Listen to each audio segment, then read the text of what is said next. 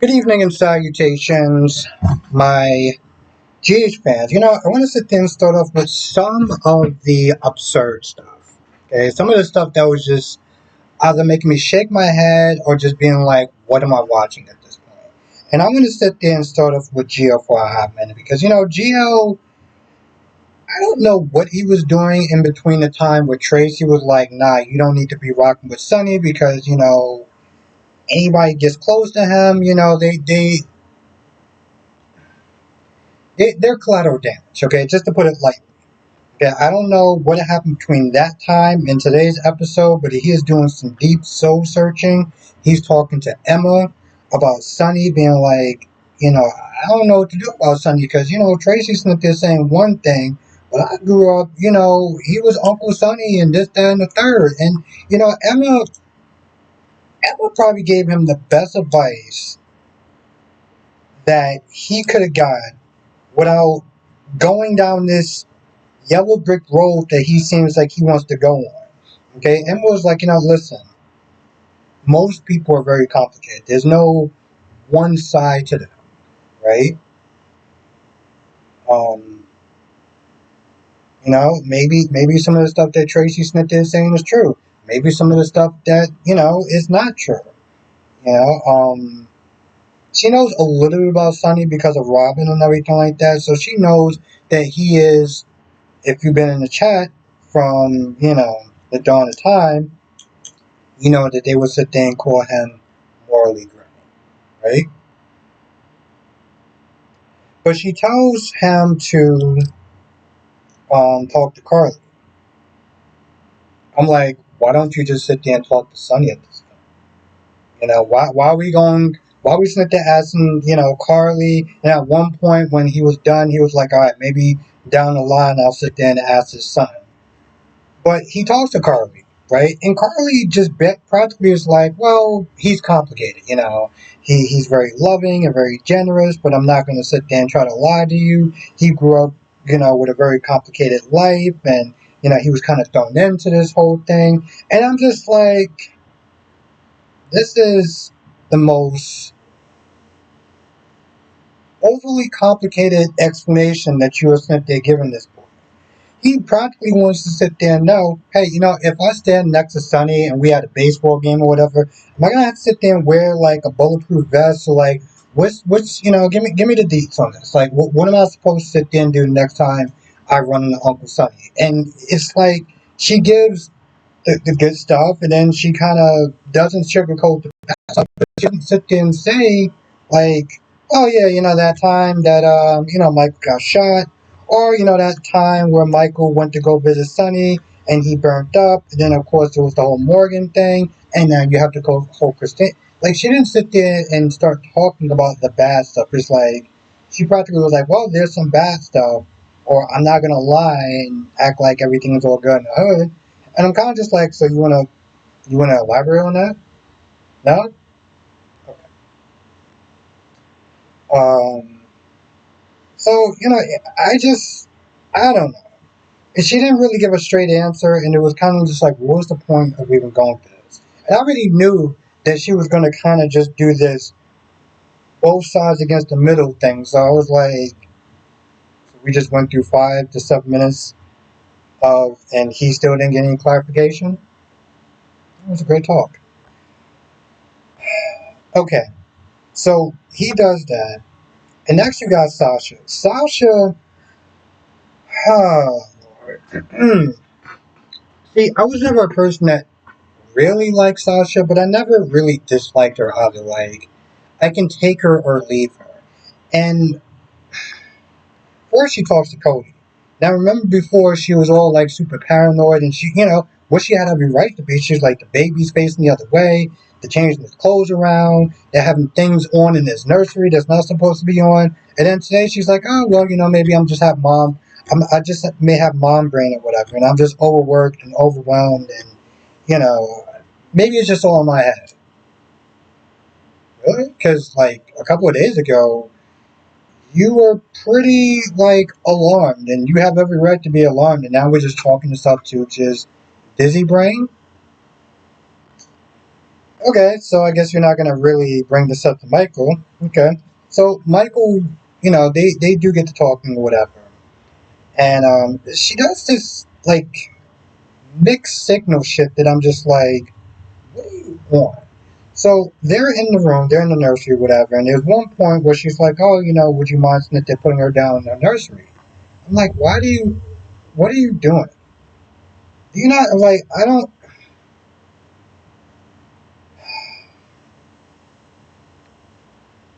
How do you think he's feeling right now? It's not they're holding the baby, putting the baby in the nursery and everything like that. Because like right now, I'm getting whiplash from all this back and forth thing.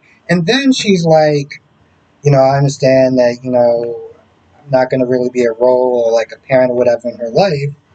And Sasha's like, no, what are you talking about? You are a parent. Wait, you don't want him to be on the birth certificate.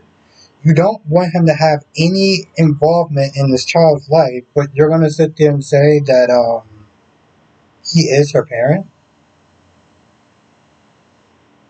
Now, my whole thing is like, Sasha's not malicious or intentionally cruel, right? So, is she just being stupid? Or, like, I don't understand, like, how does she not sit there and see that this is very mixed signals and a little kind of hurt? I don't get that. I don't take pleasure in calling her stupid. I just don't understand what she's doing. On top of, again, living in a quartermain's house. Not wanting the quartermains to sit there and be involved in the child's life. Not wanting Michael to sit there and be in the child's life. And probably living like a couple of rooms down from them. Like, what are you doing?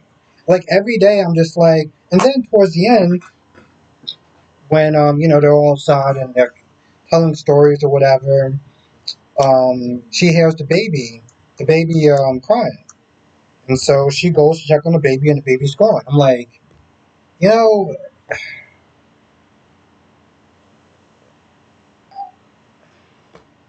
I can't. You know what? This review is gonna go too long. Let's let's just move on. Um, so we'll start off. We'll go with Rocco and Lulu. Rocco's like, what's going on? I just found out some birth certificate. Two of them, and one says I'm Rocco. The other one says that I'm Ben. And then there's this Brit woman. Apparently, she was carrying me. You want to sit there and tell me what that's about? Lulu's like, yeah. Let me just get Dante, like Brooklyn. I mean, like Lulu. You're not getting off to a good start. So Dante comes in.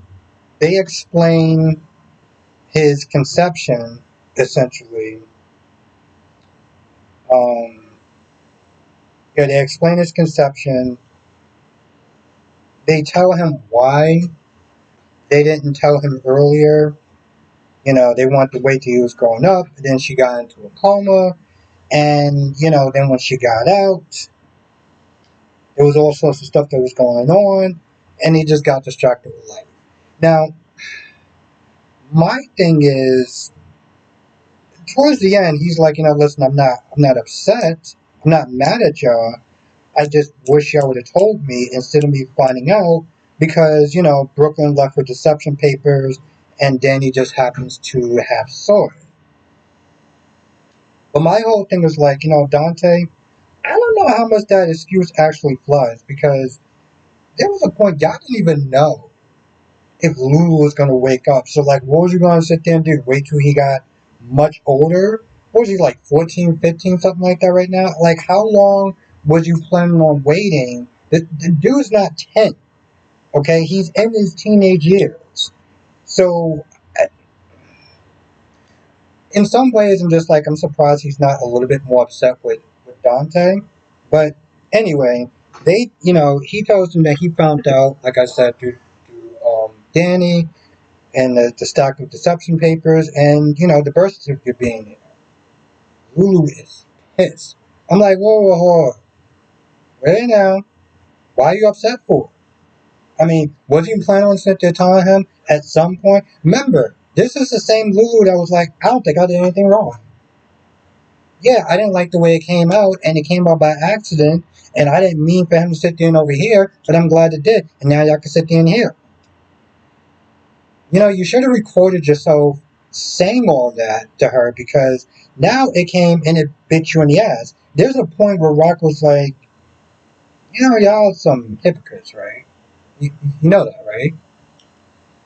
But when she stormed off and went to Brooklyn and smacked the goddamn taste out of her mouth, I was like, you are so wrong on so many levels. She was like, oh, well, she came after my son. That sounds familiar. I'm just like, and even in the preview, she's like, you're being a hypocrite right now. Like, baby girl, you might want to sit there and get some ice for that cheek. I don't know. Yeah, that thing is just swelling up right now. But again, I'm just like, wow.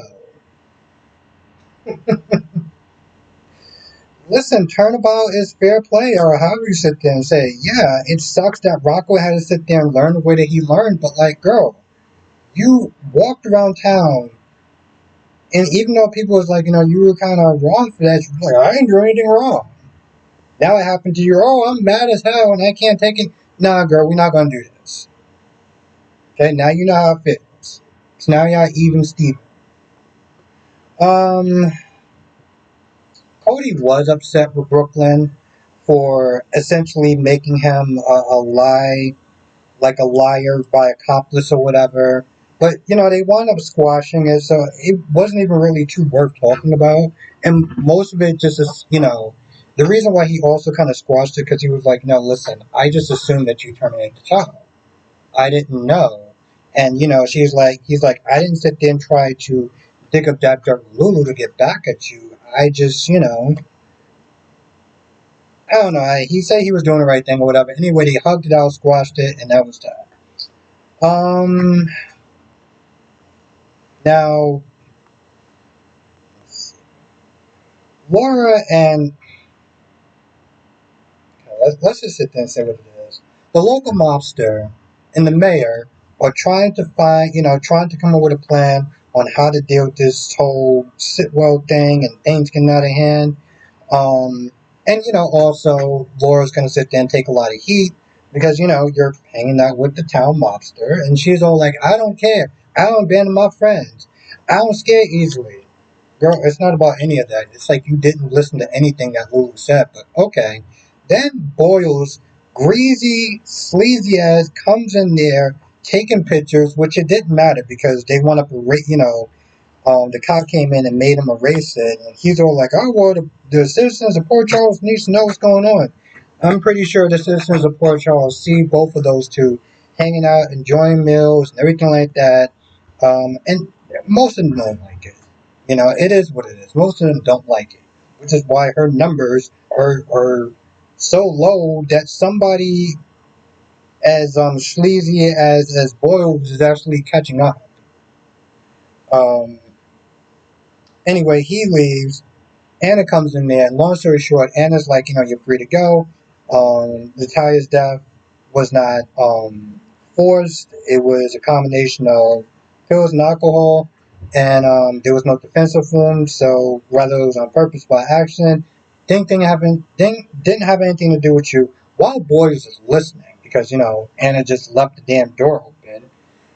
So they were free to go, and Boyles continues to act like his usual scumbag. So, yeah.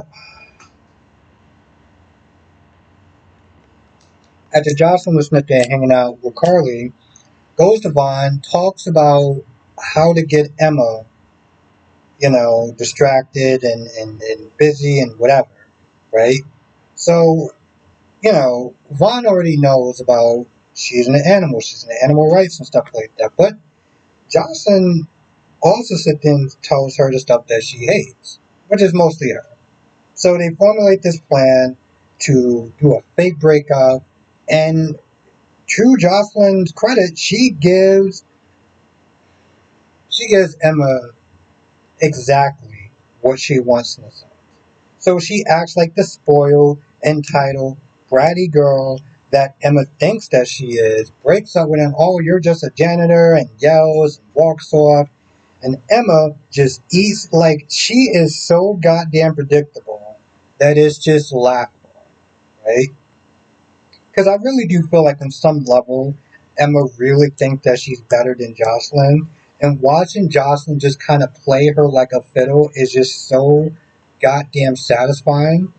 Anyway, Emma comes over. She's all like, oh, see, she's basuda, she's trash, she's entitled and everything like that. And they kind of start bonding over that. Um, Bond mentions animals, and he's all like talking about how he's into animals. And he talks about the organization that she is heading. So they get together, start drinking, and just kind of chilling. And Jocelyn comes back, and Jocelyn is looking at the situation, but she's not. Let's be honest, she's not looking at this situation like an agent. She's looking at this situation like a jealous ex-girlfriend, right? There's a point where the fireworks start, and she walks out, and Jocelyn sees those two just being really close or whatever. So she walks over there, like makes herself known. So Emma, grabs Fawn's arm and does this whole like, oh, he's my man now sort of thing. And you can just tell that Jocelyn is just looking a little convinced, even though they both agreed that the kiss that was supposed to happen never happened. Like, yeah, no, it's cool. Like what kiss you talking about? Like, we on the same page, right? Nah, they ain't on the same page. She is. She's hate. Well, she's jealous. Um, I feel like that's it. Yep, I feel like that's actually about it. Oh, it's not it.